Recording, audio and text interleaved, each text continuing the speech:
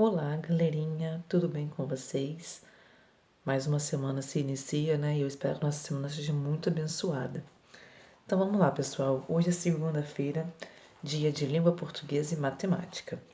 Então a gente vai dar continuidade ao nosso livro didático aí, né? Onde a tia vai estar fazendo a página 102, 103 e 104 com vocês, tá bom? Então pega o livrinho de língua portuguesa aí e acompanha comigo a leitura. Hoje a gente vai voltar um pouquinho no assunto de expressões informais.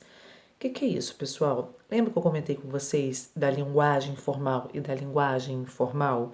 Então, aqui a gente vai conhecer agora algumas expressões informais que a gente usa, claro, na linguagem informal, que a gente usa no nosso dia a dia, com os nossos amigos, com a nossa família, tá?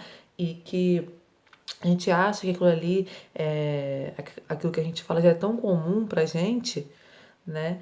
Que a gente pensa assim, não, essa linguagem está correta, mas é uma linguagem informal, uma expressão informal. Então vamos lá. Para aprender, releia o comentário que Serafina faz em seu diário. Então, a gente lê o textinho, né, da Serafina, que fez aquela festa toda pro seu nonô, enfim. Então, vamos reler mais esse pedacinho. Tem certas coisas que a gente só conta direito falando mesmo, né? Então, nós temos aqui já algumas expressões informais. Tem, gente e né. Vamos lá. É muito comum usarmos as expressões destacadas acima em situações informais. Ou seja, quando estamos com nossos amigos e familiares ou quando escrevemos uma página do diário ou um bilhete. No entanto, quando escrevemos determinados textos mais formais, como um trabalho escolar ou um artigo para uma revista, precisamos evitar essas expressões, substituindo-as por outras. Claro, a gente não pode escrever como a gente, né, expressões informais num texto mais sério. Foi o que a gente falou quando a gente estava falando de linguagens formais, linguagem formal e informal. Então vamos lá. Atividades. Número 1. Como você deixaria a frase acima mais formal? Escreva na linha abaixo. O que é sua opinião? Como você, né, deixaria essa frase aqui que Serafina falou numa linguagem formal, né, sem as expressões informais? Como que você faria? Eu quero ver um pouquinho aí dos seus conhecimentos. Então você faz aqui de acordo com o que você acha, tá? Depois, número 2. Compare as duas frases. Qual é mais formal? Quais diferenças você percebe entre elas? Então, aqui nós temos duas frases que vocês vão compará-las. Olha só. Tem certas coisas que a gente só conta direito falando mesmo, né? E a outra frase. Há certas coisas que nós só contamos direito falando mesmo, não é? Letra A. Qual é a mais formal? A primeira ou a segunda? B. Quais diferenças você percebe entre elas? Aí você vai ter que comparar as expressões usadas em cada uma delas e vai ter que colocar aqui para mim nessas linhas, tá bom? O que você viu de diferente. Questão 3. Você já usou a no lugar de tem alguma vez? Que tal praticar? Então, se você já usou, ótimo, perfeito, vai tirar de letra. Se você nunca usou, tá na hora de treinar um pouquinho aí, tá bom? Então, olha só. Reescreva as frases a seguir, substituindo tem por a. Então, você vai tirar o tem e vai colocar o a no lugar, né? Só lembrando que esse a, né, com H, ele significa haver, né, de ter, de possuir alguma coisa. Então vamos lá, letra A. Tem dias em que eu me sinto muito cansada. Como que vai ficar? Há dias, né, que eu me sinto muito cansada. Então você vai trocar, você vai reescrever a frase inteira trocando o tem por a. Letra B. Tem momentos que eu sinto muitas saudades da vovó. Letra C. Tem dias que ele esquece de fazer a lição de casa. Letra D. Tem coisas que ela ainda não entende. Só lembrando que quando você reescrever a frase, né, trocando a expressão tem por a, você vai estar passando da linguagem informal para a linguagem formal, tá? Porque você vai estar trocando uma expressão informal por uma expressão formal, tá? Então vamos lá. Questão 4.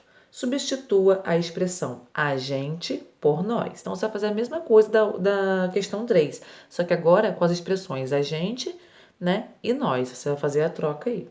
faça as alterações necessárias nos trechos destacados. Então, o que vai acontecer? Quando você trocar a gente por nós, você vai ter que mudar toda uma frase. Porque a gente significa, assim, né, várias pessoas, mas é uma expressão que está no singular, né? Abrange todas as pessoas aqui nessa expressão. Agora, o nós não. O nós, ela pede, ela tá no plural, né? Primeira pessoa, né, do plural, então ela vai pedir alterações nas frases que concordem com essa expressão. Então, você vai ter que fazer essas alterações necessárias. Então, vamos lá. Faça as alterações necessárias nos trechos destacados. Então, ó, letra A. Foi a gente mesmo que arrumou a casa do seu nonô, sabe? Então, como eu vou ter que trocar o agente por nós, vai ter que ficar assim, ó. Fomos nós mesmos que arrumamos a casa do seu nonô, sabe? Então, no caso aí, você teve que mudar toda uma frase para poder se adequar ao nós. Fomos nós mesmos que arrumamos a casa do seu nonô, sabe? Né? Então, você viu que alterou, mas ao mesmo tempo a frase teve o mesmo sentido. Só que você trocou uma expressão informal por uma expressão formal. Então vamos lá, continuando. E a gente ficou esperando o aniversariante chegar. Como que vai ficar essa frase? Letra C. A gente ficou dias pensando num presente para dar para o seu nonô. Letra D. Depois a gente colocava tudo numa caixinha. Letra E. A gente embrulhou a caixona com um papel bem colorido. Letra F. A gente não via a hora do seu nonô chegar. Letra G. E de onde a gente estava, deu para ver seu nonô começando a encher uma bexiga. Pessoal, só um destaquezinho. Tudo que está em negrito, né, mais pretinho na frase, é o que você vai precisar alterar, tá bom? Então, o restante da frase que está mais clarinho, você não vai precisar alterar. Só o que está mais escurinho aí, está em negrito, tá bom? É só uma dica aí. E a página 104. Palavras terminadas em inho e inha. Na semana passada, nós fizemos algumas atividades sobre isso, né? Quando o inho e inha indicam um diminutivo da palavra, né? Diminutivo, né? Só que também nós temos palavras que já faz parte, né, da palavra, que não está indicando um diminutivo em si. Então nós já falamos um pouquinho sobre isso e agora a gente vai falar um pouquinho mais. Para aprender, o que representam as terminações inho e inha nas palavras? Se você respondeu o que representa um diminutivo, acertou em partes, porque essas terminações são usadas em outras situações também. Observe. O filhinho da vizinha veio aqui. Ele é muito bonzinho. Veja que o diminutivo nestas frases é apenas filhinho. Diminutivo nessas frases, né, é apenas filhinho. A palavra vizinha, embora termine com inha, não está no diminutivo, né? Já faz parte da palavra, é o que eu estava comentando com vocês. E a palavra bonzinho é um jeito carinhoso de se referir a alguém. Então aqui nós descobrimos mais uma função do inho e do inha, que é o jeitinho carinhoso de falar com uma pessoa. Então às vezes nasce um bebezinho, né? Um bebê, nasce um bebê. Você vai lá e fala: "Ai, que bebezinho lindinho". É uma forma carinhosa de você estar tratando alguém também, tá bom? Ah, você é meu amorzinho. Às vezes a mamãe fala isso pra gente, né? Então, é porque é um jeitinho carinhoso você estar falando com alguém. Então, o diminutivo serve para indicar o tamanho das coisas, né? O tamanho menor das coisas. Pode ser que o in, inha faça parte da palavra. E também, às vezes, a gente usa o diminutivo, né? O inho ou inha, para indicar uma situação assim carinhosa com a pessoa, né? Uma expressão de carinho. Então, atividades. Número 1. Copie no espaço abaixo todas as palavras terminadas em inho e inha presentes no texto das páginas 94 a 96. Então, você vai voltar lá na página 94, onde a gente leu aquele diário, né? O querido diário, aquele texto do querido diário. E aí você vai retirar todas as palavras que terminem com inho e com inha. Calma, parece muito, mas não é não, tá? Não são tantas palavras, não. Mas eu acho que eu ocupo essas 3 linhas aí, elas são suficientes, tá? retira de lá e copia aqui. Pode ser com inho ou com inha. E 2. Escreva nos espaços indicados as palavras da atividade 1, separando-as no quadro conforme a indicação. Então, aqui a gente vai ter que prestar atenção naquelas 3 coisas que eu comecei a aula falando, né? Terminação que indica tamanho menor é quando o diminutivo realmente está indicando que aquela coisa é pequenininha, né? Ou é menor do que o tamanho normal. Na coluna do meio, terminação que faz parte da palavra, ou seja, aquela palavra que já termina com inho ou com inha, tá? E terminação que indica carinho. Então, no caso aqui, é aquela palavra que você está querendo expressar que você gosta, que você tem carinho por aquilo ou por aquela pessoa, tá bom? E assim a gente termina nossa língua portuguesa por hoje. Ok, pessoal? Então, agora nós vamos para o positivo de atividades de matemática, páginas 112 e 113, tá? 112 e 113. Pega seu livro aí e acompanha com a tia. Vamos lá. Na página 112, já vai começar aqui com a questão 22, ó, resolva as operações. Então, você vai fazer aí a conta de vezes, né, na letra A, 2.124 vezes 2, e vai me dizer o resultado depois. Letra B, 23.130 vezes 23.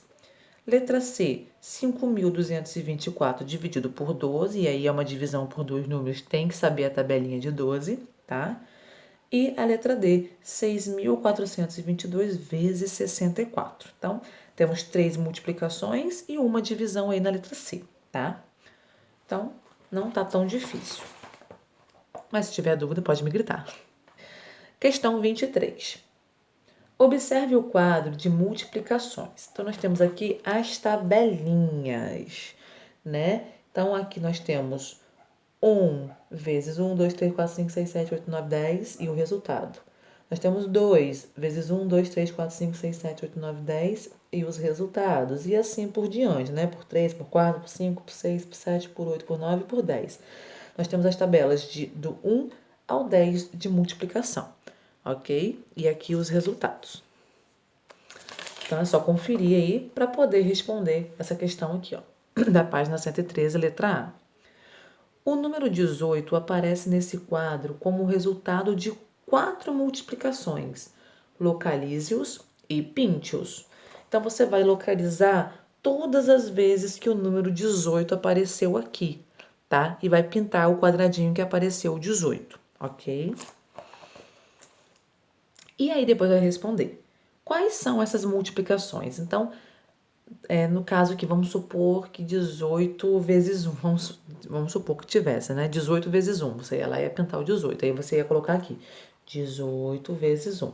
Então, aqui nesse primeiro losango, você vai ter que me dizer o 18 que você pintou no quadro anterior é resultado de qual multiplicação, né? 2 vezes quanto, 9 vezes quanto, 6 vezes quanto, você vai me dizer aí, ok? Então, vamos lá. Letra B. Localize no quadro e circule o número 25. Quantas vezes ele aparece? Então, você vai procurar em todo esse quadro aqui, né, dos resultados, onde o número 25 aparece, tá? E vai circular, né? O que o Pet vai fazer ali? E vai circular o número 25, vai me dizer quantas vezes ele aparece. Se ele aparecer uma vez, você coloca uma vez. Se ele aparecer 2 vezes, coloca 2 vezes, e assim por diante, tá? Letra C. Localize no quadro e circule o número 49. Quantas vezes ele aparece? Então, mesma coisa que do 25. Você vai localizar aqui onde que aparece o número 49 e vai circular, tá bom? E vai dizer aqui quantas vezes ele apareceu naquela tabelona. Essa tabela aqui, ok? Vamos lá. Questão 24. Em uma escola, há 7 turmas de quarto ano, cada uma com 35 alunos. Ao todo, quantos alunos de quarto ano, né? Há quantos alunos de quarto ano? Então, muito fácil, você vai ter que pegar o 35 e multiplicar por 7, né? Muito fácil, e aí vai dar o resultado total de alunos do quarto ano. E a questão 25. Uma máquina que custa R$ 5.424 é vendida a uma empresa em 12 prestações iguais. calcule o valor de cada prestação. Então, vamos lá. Você vai ter que pegar o 5.424 e dividir por 12, tá? Não é difícil. E uma dica é uma conta exata, tá? Então, eu espero que vocês tenham conseguido entender as atividades, espero que vocês consigam fazer, mas caso não consigam fazer alguma dessas questões, vocês entrem em contato comigo que eu vou estar ajudando vocês, ok? Beijo para vocês, meus amores, e até amanhã.